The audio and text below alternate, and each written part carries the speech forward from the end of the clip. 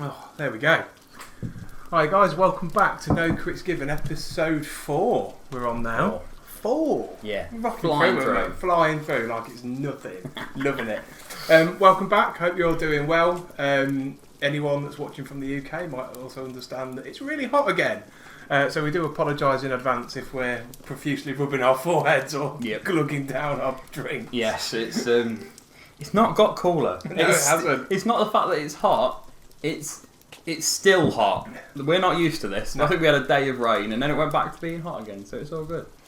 But welcome back. We're doing something slightly different this week. We are doing some Q&As. Got some questions that we're going to answer. Yeah, we asked you guys at the end of last session. We've hit the Twitter hard and we've hit the social medias. We've put it out on TikTok and all sorts. And we asked you guys to send us in some pictures. No, we didn't. We asked you to send us in some questions. That's the late night episode. Yeah, look out for that. All the crits given.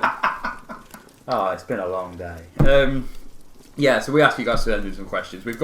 We did receive quite a few. We've picked out 6 of the ones that we basically came in first. Yeah. We're going to keep a bank of them, like we mentioned, and we will keep doing these episodes every few episodes, so we can keep answering your questions. Every question will get answered. I don't know when. Timelines might not align, but at some point your questions will be answered. We'll get through it, won't we? We'll get through it. Oh, by the way, I'm Ben and this is Joe. You get an idea? Like, nobody knows who you are yet. Yeah. We are NoCritsGiven. It's fine. It's Should we just roll on with number one? Let's crack it. Right then. So first one that we got sent in was, what got you interested in D&D and what was your first exposure to the game? Oh, you want me to go first? Yeah, I thought I read it, so... Is that the one we're doing? We've put in lots of planning. So, first exposure to D&D, I think I mentioned this in episode 1 and I think I've mentioned it in every episode since. Probably. It was a long lockdown. TikTok is a powerful place, and I started getting clips of a very well-known company called Dimension 20, Dropout TV, College Humour. And before you knew it, I downloaded the app. I was watching every single episode. I became enthralled with the storytelling and the character development and the way it was played. I think it's had a direct effect in the way I like to DM and the way I like to play with. You'll know from previous episodes, we don't use real minis, we use virtual minis, and it's just that sort of visual aspect of the game. But that was my first exposure to the game. What got me interested was just a natural journey. I think every nerd, every geek has been on where it's there, it looks really interesting. I think as a race then, as a race of people, as a collective, as a community of people, nerds and geeks and everyone, and I use them terms as a term of endearment, that we all love them terms. We're all quite creative, we're all quite imaginative. I think that's what one of the greatest things about being a part of this community is. And I think at some point every sort of slightly geeky or nerdy guy looks at D&D, and I'd found it through Dimension 20, it looked awesome. Unfortunately we were in the middle of lockdown. I don't really fancy playing online, I like the social aspect of it, but not long after lockdown, we got in touch. We pulled the guys together, and we found a DM, and we got session 0 in the books, and it went from there. Really, and now it's going on quite strongly. It is, yeah. We are playing later today, actually, in the latest episode of our. Oh, it's still I Spy Pete, which it seems really bad when you can say that's a starting campaign, but we're still going with I Spy. We're just giving up on the dragon. We're just giving up on the dragon, and we're spending just plenty of time just talking, just chatting, just meeting mystery sort of vendors in the street. But but that's how I got into it. What about yourself, mate? So, my first exposure probably to D&D was around the time of probably about 14, 15, so many moons ago now. 1 or 2 years. And played Warhammer. And played Warhammer down at a local club. And within the club, you could rent a table, play Warhammer. You could sit and play card games. You could any other tabletop RPG or whatever you wanted to do. That club was just there to enjoy whatever you wanted to play. And I remember we'd finished our game of Warhammer one night, and there's some guys sat around a table, and there's the DM there with his screen up, and everyone was sat around all tentatively listening to him. And I was like, that's pretty cool. What's this? Yeah. What's this we've got going on here? And came to learn that it was D&D, and then sort of hooked on the idea of it. Then that was it. Then that had hooked me, and then it's taken all the years going on further to then find the right people to sit down with and actually go, right, we're going to play D&D. Like I said, we've got a DM, someone who knows what we're talking about. We're all just going to sit down and play it. We're doing it this week. Yeah. And from that point onwards, I've been rather attached to it. Yeah, it's very much something that it's hard, not hard to get going with, because you do need the harder point is you need a group. Yeah. You can love D&D as much as you like on your own, but unless you've got a group of players you can play with, or at least one other person you can play with. So like, similar story, as soon as we get that group, as soon as we had that first session 0 and that session 1 where, I think it was like session 2 or 3 actually, we actually got everyone around the table together. It was just, it's like, they used to call Magic the Gathering card crack. Well, I don't know what you call this, because it's just, we actually work in the same place, and so we spend all day talking about when we can get the next session in. It's fantastic. It never ceases to amaze me that we always have something to talk about. We can, like I say, we work at the same place and we'll walk past each other and shoot campaign ideas at each other. Yes. Or where do we think the story's going? And I spy a bit. Where do you want your character story to go? What are you thinking about it? And we never seem to run out of things to talk about for an entire week or 2 weeks, and then we'll sit down and play. And then you sort of refill your knowledge and your questions are getting ready for the next 2 week period. I mean, that's credit to Lloyd, our DM, for crafting for taking a written story and crafting such a homebrewy style story around it based on our characters. It's fantastic. But like you say, we've spent weeks, hours in fact, when we should be doing other stuff, just talking about the thing we just did. Like literally the thing we just did. But yeah, it's no turning back now. No, definitely it's not. Definitely stuck, ingrained in it. It's going to keep going and going and going. It will, yeah. Right, question 2. Let me ask you this one, sir. I like this one. How do you feel about players using digital resources, i.e. D&D Beyond, and more explicitly, players looking at the creatures that they will have or are about to encounter? I think the essence of this question is, if you're sat down, you're DMing, you're playing, you know you've got a battle with an ice dragon coming up. If someone was to crack out their phone and have a look at the stats for an ice dragon, how would you feel about that?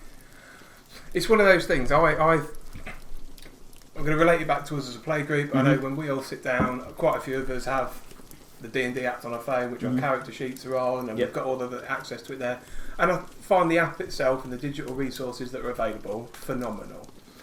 As a group, and it's probably the best way to do it in my opinion, cost effective wise, we only have one player's handbook.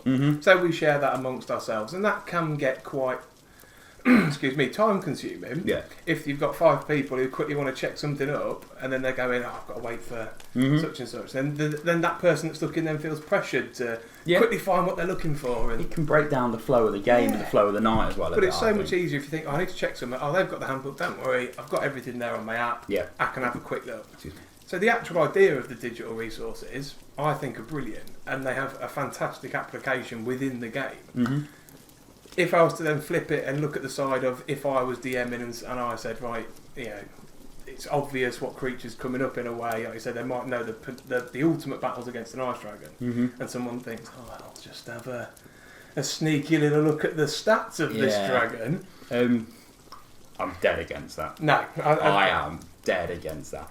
As a player, if I'm sat there and somebody thinks they're being really clever and breaks out their phone to look at what attacks an ice dragon's got, or look what their weaknesses are, or even if we're in a forest, or what might have come across, put your phone down, get involved in the story, lose yourself in what we're doing, and experience it. As a DM, I would go as far to say that player might not be invited back down again. Maybe given a warning. Maybe we'll have a chat and we'll have a warning. But I think, if I've sat and I've crafted and the effort and the amount of time we put into DMs put into their stories and put into their aspects, if somebody's just going to Google what happens next or Google this enemy's, why are you here? I'd rather you not be here. I'd rather, not in a horrible way, but I'd rather somebody there be there that's going to enjoy it. And if I look at it as a player perspective, and I was sat round and the DM had obviously given away, sort of hinted at what was fighting at, and some player went, I'd be like, whoa, what are you doing? You've just completely broke any suspense, any build up, any anticipation that I've got now coming up to this creature, because I've looked and I've seen that it can one-shot the whole party if it does its special attack. You know what I mean? Or if I just stay this far away from it, we'll be fine. I found a G-spot. I think part of that, I suppose it's the same really as if if you go and Google how to beat a boss in Elden Ring or not any video game RPG, I understand. But I suppose in them situations, you're only sort of taking the fun away from yourself. Yeah. But when you're around a table with people and you've got people with you and you want to get the best experience out of it, I don't see. If there's let me put it this way: if there is a mechanic for it, i.e., I want to do a check to see a perception check to see what might pop up, don't be googling it. If there is a narrative reason for it, don't be googling. In fact, I think it's common practice in any game. If you're in a social environment, we used to do this when we played Magic the Gathering. If you're sat around a table, you're playing Magic the Gathering, you're playing D&D, you're playing Pokemon cards, you're having a drink in the bar. Don't sit on your phone anyway. Yeah. You got a message from the wife, fair enough, check it, but don't sit there on your phone all night. In terms of having your abilities and your stats and stuff easily accessible, I'm a bit alright with that, because a character sheet can be a very daunting thing to look at, especially for new players. So if you don't know what you're looking at, so if you've got an app, whether that is D&D Beyond or a third-party app that tracks that for you, that you can keep a track of that, that's alright, but don't be Googling stuff. I'd go as far to say, don't be Googling stuff in between sessions. Yeah, I think that's easy done, isn't it? Whether it's out of sheer curiosity. Yeah, it could be done with the best intentions. Yeah, but we've all been in that thing where we go, oh, we've watched a show or anything, and you go, I'm just going to quickly Google something about the character, and as you scroll and you scroll and you scroll, and you go, no, I've read too much. Episode 9, Bran's death. You're like, oh, well, that's what that's called then, isn't it? I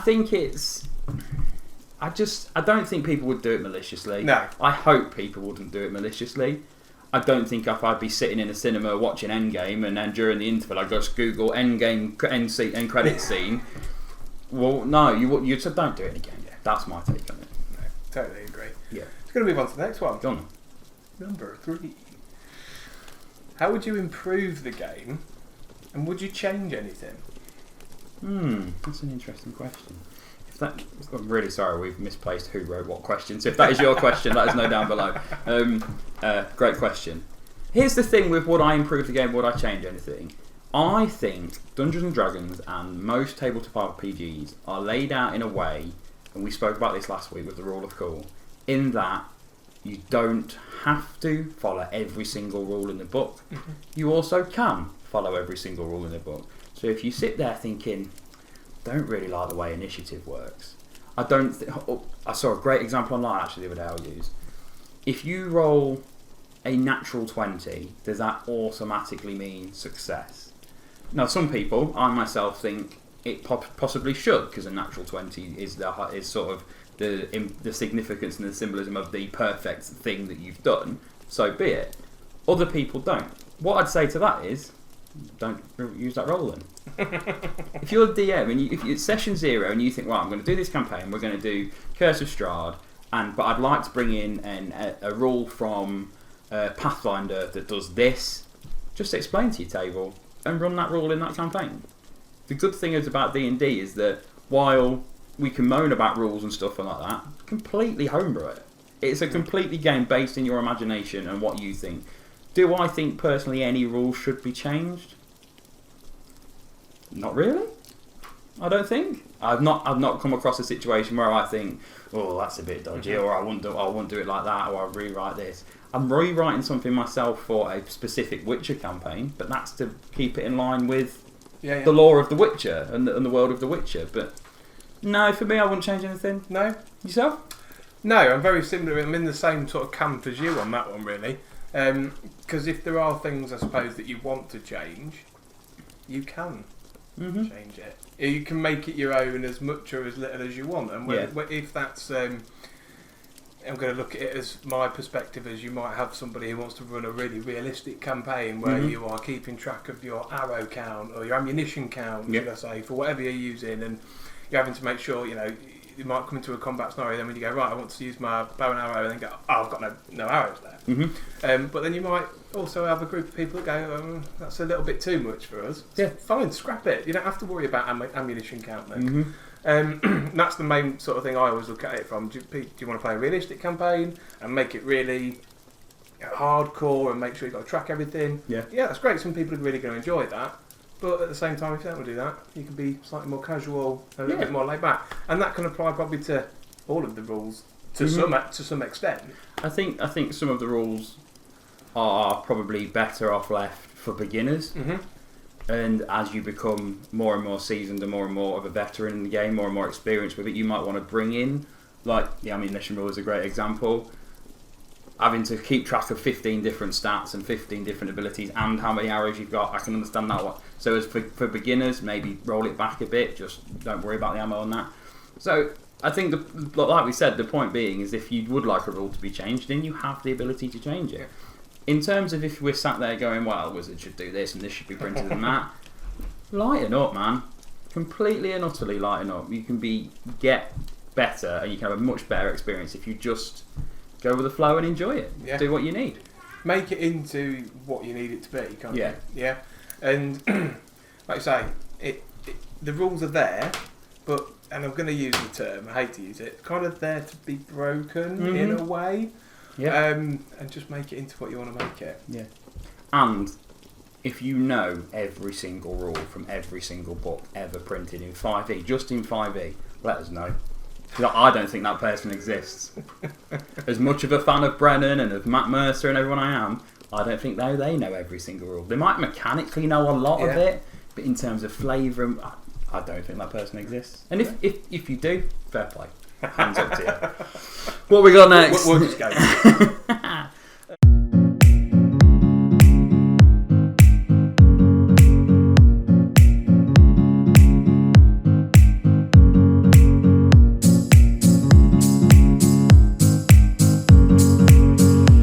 Hi guys, thanks for having me first off. So, how did I get into Dungeons & Dragons? I got into Dungeons & Dragons much earlier than a lot of people. I started playing when I was maybe 10 years old. I started off playing Warhammer, all that kind of stuff. And I saw this sort of crowd of people playing this game with no miniatures, getting super excited about it, all that stuff. And long story short, the DM of that game became my DM for 10 years, something like that. Still one of my good friends to this day, and that's how I got into D&D. I can't remember my first character or first adventure or anything like that, but yeah, that's the short version anyway.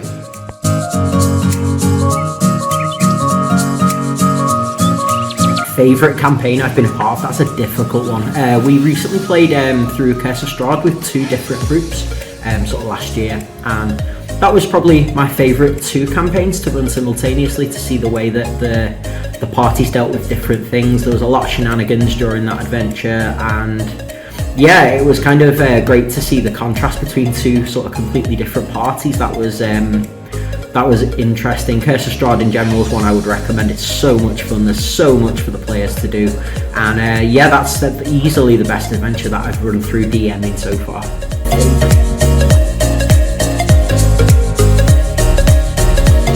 Intense moment. I don't play that much as a player. I'm sort of the forever DM, but one of the moments that I DM'd that was absolutely ridiculous, Fizzman's Treasury of Dragons had just come out. I got a bit trigger happy and was like, oh yeah, Elder Brain Dragon, that looks like fun, they can deal with it. And it turned out that they probably would have been able to deal with it if they'd been sensible. They all rolled stealth checks. The Blood Hunter rolled double natural ones with advantage on the stealth check.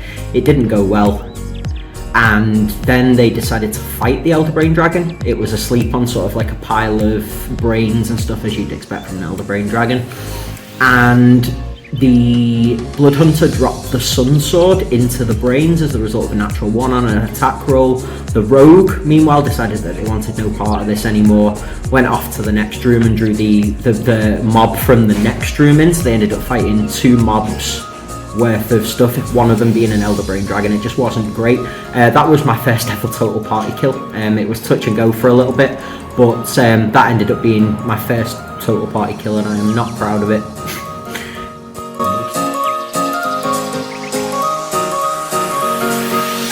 You're lucky, you've actually caught me at a time when I'm actually playing D&D, and my current character is a Goblin Warlock named Gobovin Gobhausen.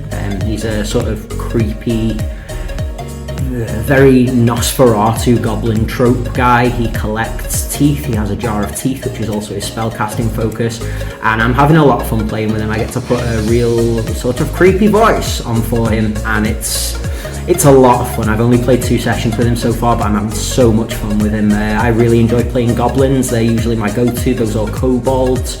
And this is the first time I've played a spellcaster in a long time as well, so that's kind of a big deal for me. You look. What IP would I like written into Dungeons and Dragons? Okay, a lot of you are going to know the answer's absolutely Pokemon. That's what I'm making at the moment. But other than Pokemon, I'd like to see someone write an adventure in the Lord of the Rings and Tolkien universes. That would be really cool. I'm not just going to stick with the Pokemon thing because that's super obvious. But yeah, Lord of the Rings, I feel like there's a lot of background there. There's a lot of scope for different races, the different races of elves, different races of men, and the dwarves, all that kind of stuff. There's a lot of sort of different stories between like the Silmarillion and all those kind of different source books that you can make a lot of really interesting adventures.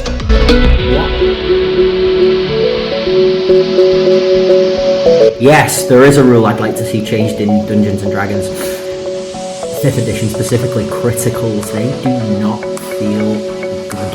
Like, you just get extra damage and it's cool, but everyone loves extra damage, it's very important to the game, but it feels underwhelming sometimes. You know, you roll your dice, you roll that double 1 on your 2 damage dice. I feel like we could do with like maybe a table or something like that for long lasting crit effects. Grim Hollow deals with this quite well. The Grim Hollow sourcebook has like a table for different stuff you can do with critical hits and stuff like that. I think D&D Shorts did something as well recently where they were like, you aim at a body part or something like that and they get like stunned or paralysed or whatever. And I feel like that's a really good way of dealing with it. I feel like we just need something a little bit extra just to push those crits over. The double damage doesn't feel like enough at the moment.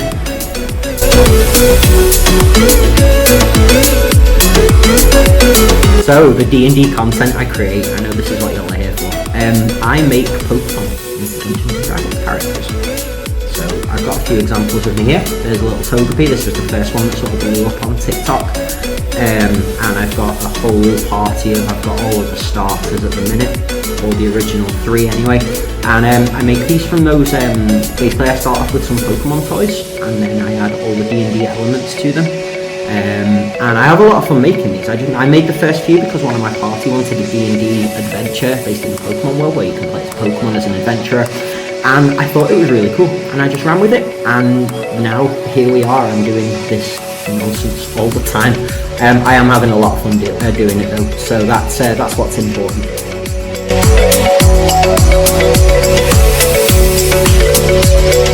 Okay, so where can you find my content? If you go to TikTok, I am DungeonsXDragonite.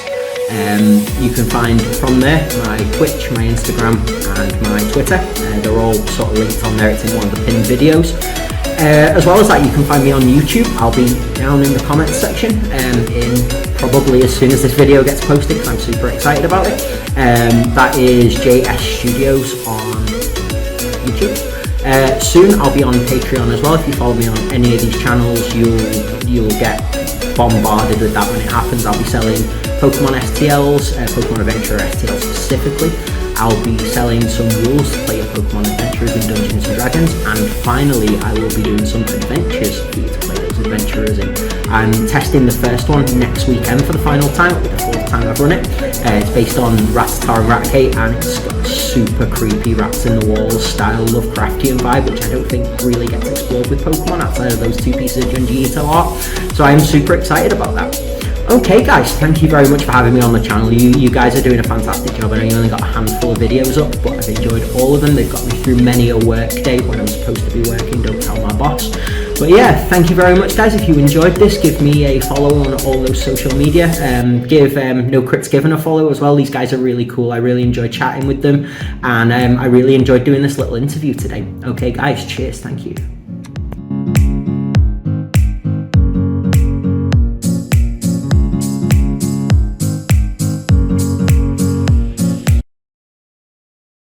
Joe, what did you find the hardest part of playing with your group? Was it while role playing or remembering your skills or /triggers or anything else? So I think for me, as we all sat down as a group, there's a couple of us that didn't really know each other, a couple of us that did know each other, some people that loosely knew each other. Yeah.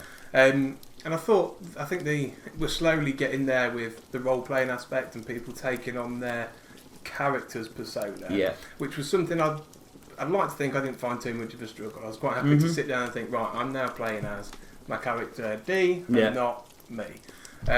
So I quite enjoy doing that anyway because I'm a big weirdo, but I enjoy that anyway.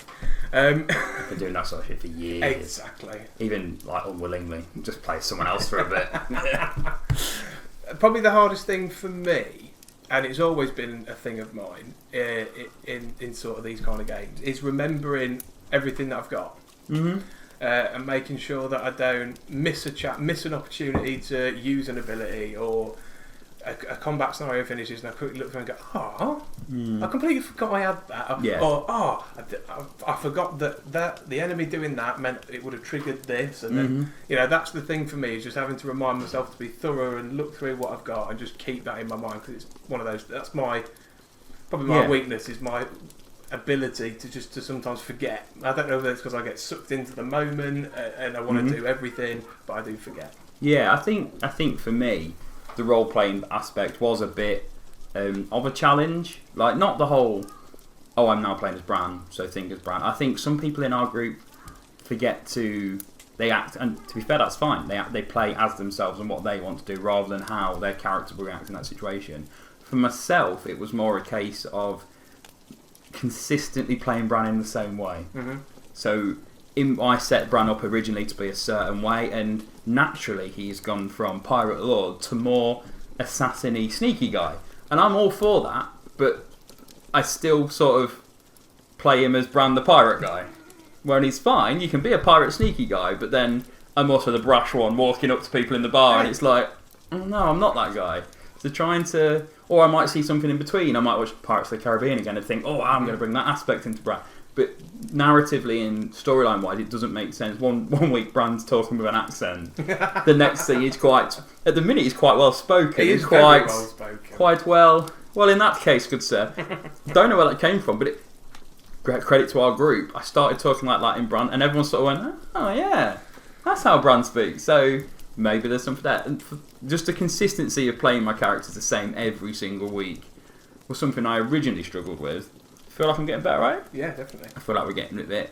And also, I've got in my head, I think all 5 of us, there's 5 in the party and then at the end, all 5 of us, 6 as well if you include Lloyd, we probably have a view of our group in our head, of how we think our group is and acts and that. So trying not to tell people, you should act like this, was a big thing I struggled with at the start, because, or not necessarily how I wanted them to act, but actually your character would do this in this situation. Yeah. Your character should be more mindful of this. Yes, he does want to go and get that, but stepping back and letting people play their characters was again something I struggled with, and I think we're getting better at. I think as a group we're growing as a group as well, which helps. Our group's pretty cool. Yeah, I quite like. They're a good. I quite like. They're a our good group, one. yeah. And I think that probably is quite hard. Whether you sit down, and I think the challenges are there. Whether you sit down with a group of people you know, or you sit down with a group of people you don't know, they've both got separate challenges. Pros and cons and challenges that come with it. You, for example, like I say, if you're struggling with thinking, that's not really how their character would act, it's a hard situation to broach if you sat around a table with people that are friends, because you don't want to annoy anyone. Yeah.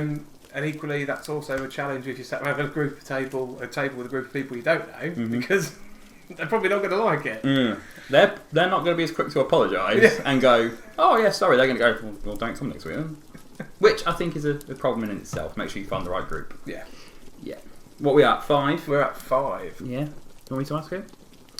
What has been your favourite in-game moment so far? Favourite in-game moment so far? So I think they're asking not necessarily the best, but maybe the most enjoyable, the coolest, the thing you did. Or not necessarily that Dee's done. Maybe something that someone else has done.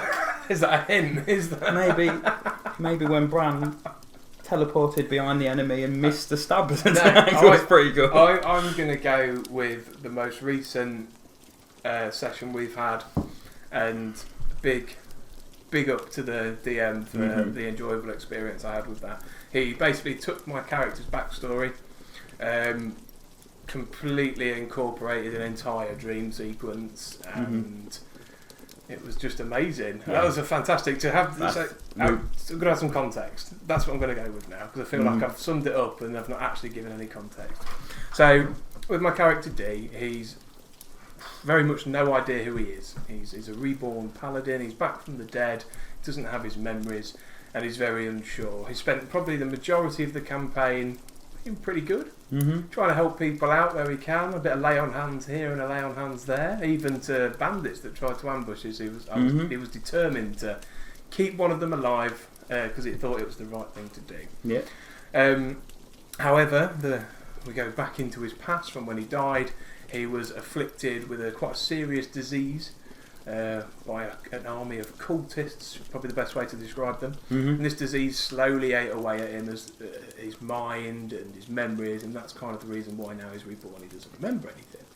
And there was this fantastic dream sequence where he was posed with a big fork in the crossroads. He was having scattering memories of white angelic pillars and golden clad paladins offering him this path of righteousness, and then flicking in between these obsidian black clouds and red lightning, and people all donned in black and red armour going, no, come this way. And that was great. Very upside down-esque. It was, wasn't it? It was very upside down. But no, I enjoyed just listening to I think when the DM was saying it, I was kind of just sat there with my notepad and my pen, just like... It was. I think we were all enthralled listening to that, because we'd sort of all been promised a big moment, and then that came. It was pretty cool. How about you? Mine's completely different. So I'm torn between two, and it's purely because of the way I set Bran up. Set Bran up to be very, as most rogues are, very sneak attacky, very in and out, and then. Bran recently upgraded and now has a bow. He's become very, very hunter-like, very distant, very hunter-assassin-y. I bet you're going very like Assassin's Creed 4 with this, aren't we? Yeah. Pirate assassin, mesh them together. I'll deal with that. I can do it. It's only the best Assassin's Creed game. Who am I to argue with it?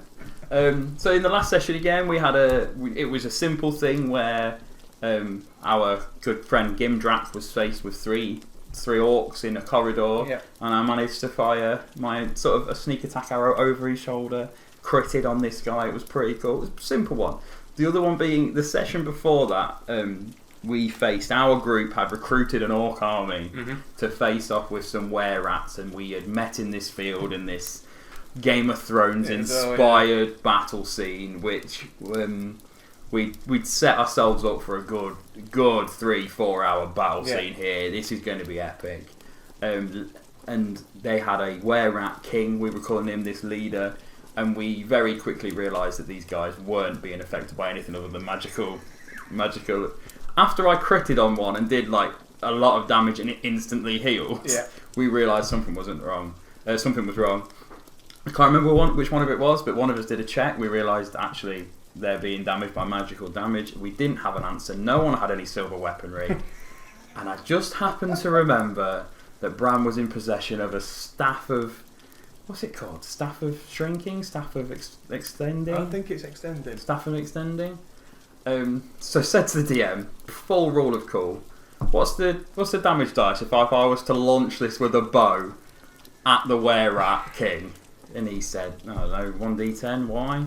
I went, okay, so what's the damage dice if I was to fire it from a bow at the were-rat king and then extend it as it hit? And he went, 1d12? And I went, okay, so given where I am and where he is, and he went, yeah, and I went, so I'll get my level 5 sneak attack plus my hunter's mark because I'm fey touched, and in the second round of combat destroyed this were-rat general, this were-rat king, snapping his neck with this staff of extending, which then caused the entire were-rat army to retreat and fuck off.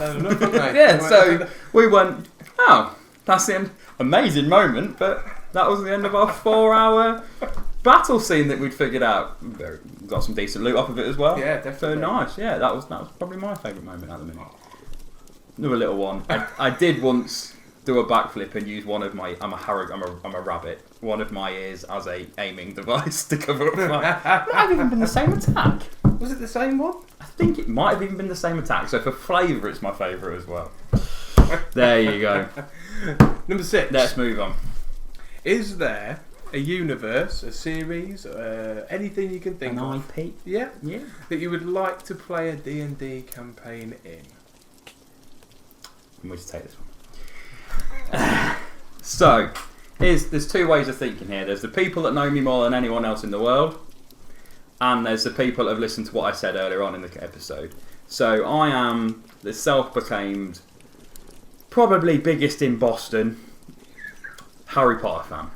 I'd like to say the world, but there's going to be people. You've literally just put the gauntlet down there. There is going to be people that are big. Is there a bigger fan if they know more? Is there a bigger fan if they've bought more produce? Merchandise? Or is there a bigger fan? 3/4 apples here. Little corner cut out. Why did you buy 9 3/4 apple? I think it's a good deal. I think there's only one way, and you just have to have a quiz, don't you? I won that. With anyone, I think you just have to have a quiz with anyone that thinks they know more. Bring it on. Anyway, massive Harry Potter fan. Had a Harry Potter themed wedding. So I would love to do a series or a campaign set in the world of Harry Potter. The problem with that is not many other people I know are massively into it enough to do that campaign. And I'm happy with that. I think my kids want to do a Harry Potter campaign, so it's something I can enjoy with them. And for the people that were paying attention in, I think, every episode, I am also a massive fan of The Witcher. Whether that's books, TV series, games, whatever. And I am currently writing and in the middle of prepping to do a campaign set in the world of The Witcher. And I think that's going to be fantastic. If it goes how I've got it in my head, I think it'll be fantastic. I think it's got a lot of potential from what I'm aware of and seen. It seems like it takes 5e and definitely puts a nice little Witcher spin on it. Yeah. Very aware as well for people already typing in the comments that there is a Witcher tabletop RPG. Mm-hmm. But we're quite big fans of the 5e system and the D&D system, so we're going to stick with that.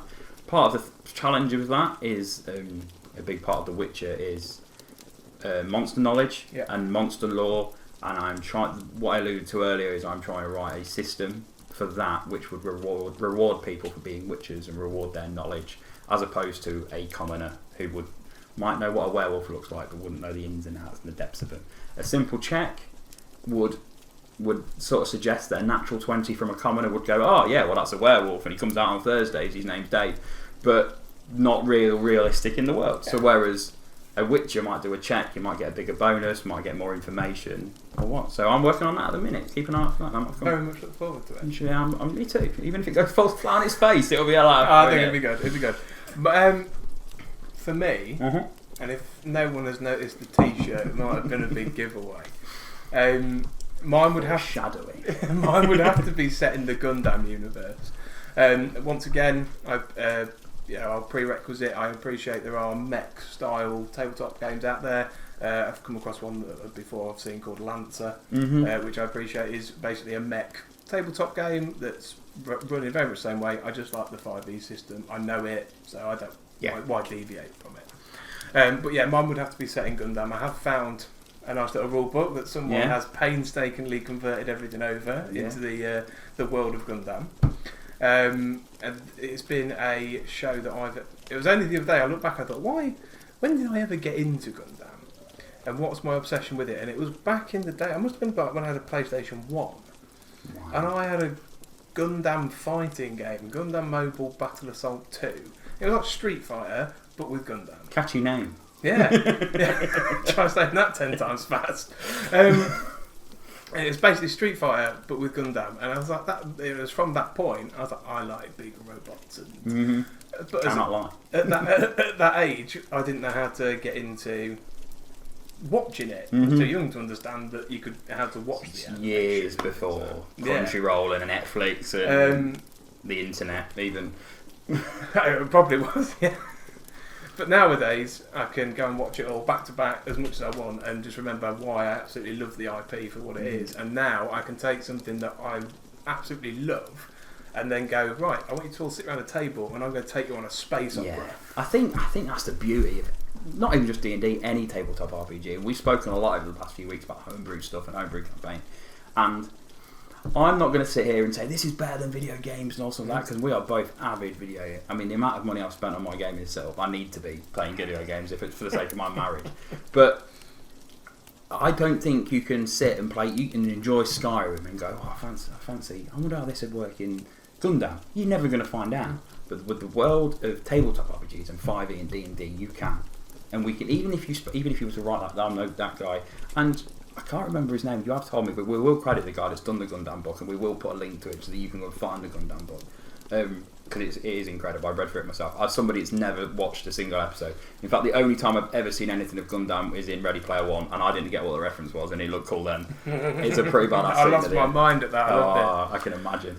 So yeah, but even if you were to sit there and go, right, I'm going to spend the next X amount of weeks, months writing this, and then so I can enjoy it in the long run, and I can bring in people like myself or people like one of the other lads that hasn't played or watched Gundam and introduce that world to it. Going back to my Harry Potter thing, I think we'd never try and convince somebody to like something that you don't or I do. I'm a wrestling fan. I've been fighting that losing battle for years.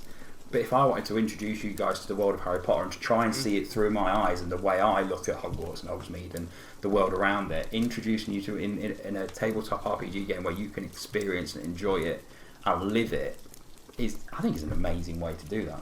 I think that'd be a fantastic way. So, yeah, Harry Potter, The Witcher, and Gundam. Do you want a cheeky second one, as I had two? Oh, off the top of your head. Oh no! You caught me off guard with that. Stay one step ahead, guys. Don't let them predict your next move, kind of thing. Yeah. Oh. So you're not answering for you, but we have done Star Wars. I know. But I think everybody likes Star Wars. You know what I mean? And Star Wars was purely because, and I will admit, I have regretted sort of not being true to myself on that regard. I'm doing Gundam, and I was ready to do Gundam, and then thought, is it going to be a bit difficult, me trying to not convince people, as we've said, but get people to appreciate a universe that they don't know. I'll tell you what, I'll do Gundam. That's still I'll do Star Wars. That's still kind of sci-fi-y. Yeah. And I've done it, and it's been alright, but I've not. It's been really enjoyable. I look back at it and I think I should have just been true to myself and done what my passion was. Yeah. But Star Wars was good cop, and it is a nice system, and it runs quite well. But now I'm really struggling to think of another one. So thanks for that. Give me like the 10 amount seconds. of stuff that you watch, read, play, and everything. Come on, there's got to be something that you've played recently, a while ago. Not even. I'll tell you what. Not even a specific. So talk to me about genres. Genre. The only reason I say, go on. I'll tell you what would be quite fun. Yeah. So, to anyone that's played the video game Until Dawn, Detroit Become Human. I'm currently making my way through. Is it called the Dark Pictures Anthology games, which are made, I think, by the same company. I'm currently playing one called Little Hope. So something like that with. Almost like that. Was it called the butterfly effect? Yeah. Where you could incorporate some sort of rule where the choices they make all branch off into different things and all sorts of stuff like that. Maybe something along those lines. I mean, I'm not being greedy and going for a third, but if you've seen the film The Butterfly Effect, yes, that would be incredible to play. That would be very where good. you could go back and relive things, and that would affect the future. Brilliant. Fantastic. Spitballing on the fly. One day we'll do a fly on the wall planning episode where we plan these, and you'll see the real magic happen. It's just us, just like that. Wow. Oh, it's so hot. It's so hot in here. But I'd like to say thank you to everyone that sent their questions in. Brilliant. Yeah, we do really appreciate it. We couldn't have done episodes like this without you. Well, we realised we've been talking at you for the past few weeks, so we wanted to make this a two-way conversation and sort of invite you guys to please do continue to send your questions in. We don't know how often these episodes are going to happen. Nope. We don't know how many we're going to do, but we've got a list of questions and we will work through it, and we will make sure you get answers to your questions whenever we can get through. We've got some stuff planned coming up for future episodes, so it might be a few episodes away, but we will promise we'll get every question answered at some point. Yeah. A big thank you for watching today.